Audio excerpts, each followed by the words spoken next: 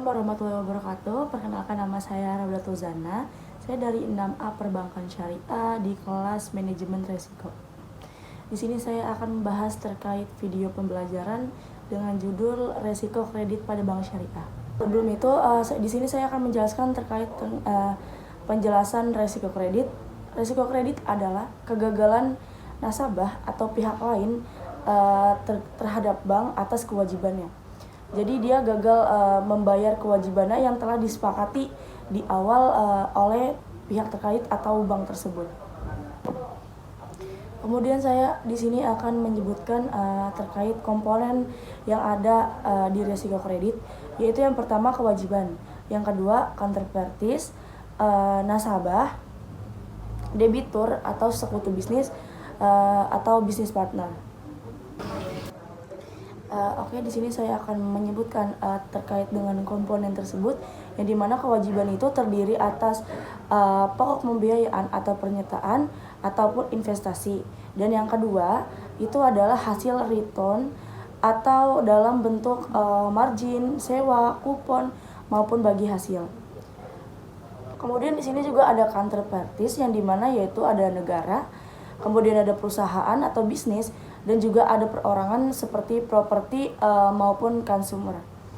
Kemudian counterparties negara itu seperti negara berhutang dalam pola government to government atau government to private.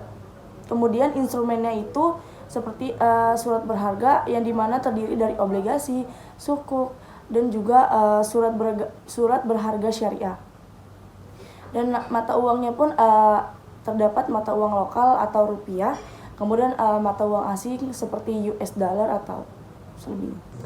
Oke, di sini saya akan membahas terkait dengan resiko negara, yang dimana terdiri dari yang pertama ada sovereign risk, di mana resiko kegagalan yang memungkinkan suatu negara ini atau pemerintah gagal untuk membayar kewajibannya, baik itu kewajiban pokok dan hasil. Kemudian yang kedua ada country risk, yang dimana resiko yang berkaitan dengan investasi di suatu negara asing, dan resiko ini tuh berhubungan dengan hukum, politik, keamanan di dalam suatu negara tersebut yang berpengaruh atas ekonomi, terutama pada sektor swasta. Oke, kemudian di sini ada urgensi manajemen resiko kredit, yang dimana dalam kaidah fikih itu ada al-gun bil gurmi atau risk return trade off, yang dimana berarti kita bersedia dalam menanggung resiko terkait keuntungan, atau dengan kata lain, semakin kita menginginkan keuntungan besar, maka kita harus siap untuk menanggung resiko yang besar juga. Dan juga resiko ini tidak dapat dihilangkan atau ditransfer, tetapi dapat kita kelola melalui manajemen resiko kredit. Kemudian yang kedua, bank harus mampu untuk menyeleksi nasabah sesuai dengan profil resikonya. Profil resiko nasabah harus mampu untuk sesuai terhadap kontribusinya pada bank. Kemudian yang ketiga, aset bank syariah sebagian besar berbentuk aktiva produktif, yang dimana hasilnya itu merupakan sumber pendapatan bank. Kemudian di sini ada dua kelompok aktiva produktif, yang dimana itu yang pertama ada pembiayaan, dan yang kedua ada investasi. Kemudian kualitas produktif itu sangat berpengaruh pada kinerja keuangan yang ada di bank. Seperti contohnya likuiditas, profitabilitas, dan solvabilitas. Likuiditas di mana itu merupakan arus kas dan kewajiban jangka pendek.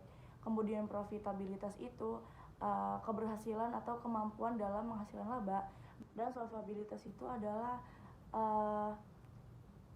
kemampuan untuk memenuhi kewajiban kepada pihak lain. Jika kualitas aset menurun, maka nilai aset pun ikut menurun.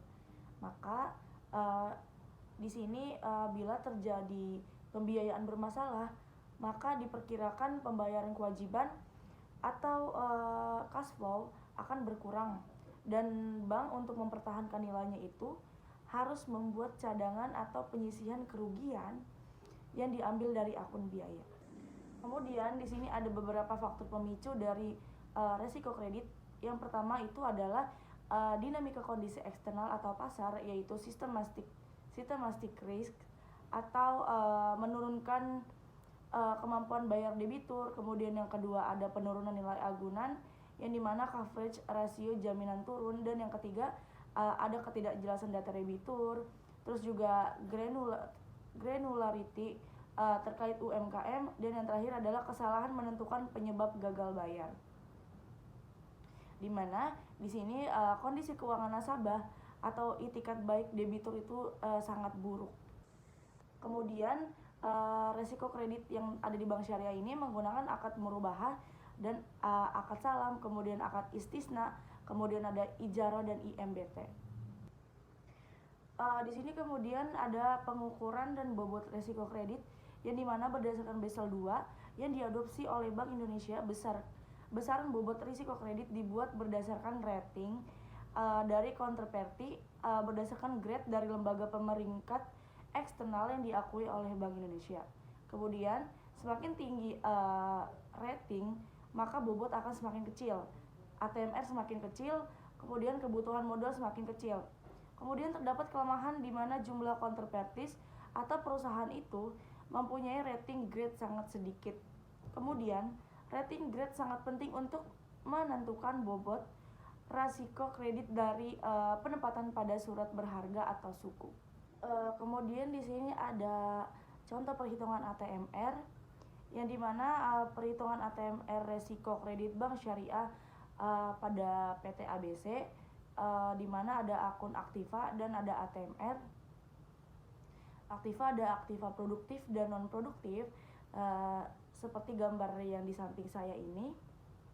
Kemudian di sini sudah kelihatan di soal yang dimana itu pembiayaannya ada 100.000, SWBI 1.000. Di sini kita dalam rupiah. Kemudian sertifikatnya itu IMA ada 2.000, dan sukuk Indosat ada 6.000. Kemudian di sini ada bobot, di mana Rp 100.000 ini dikalikan oleh bobot, yaitu dikalikan 100, maka hasilnya akan menjadi ATMR yaitu 100.000.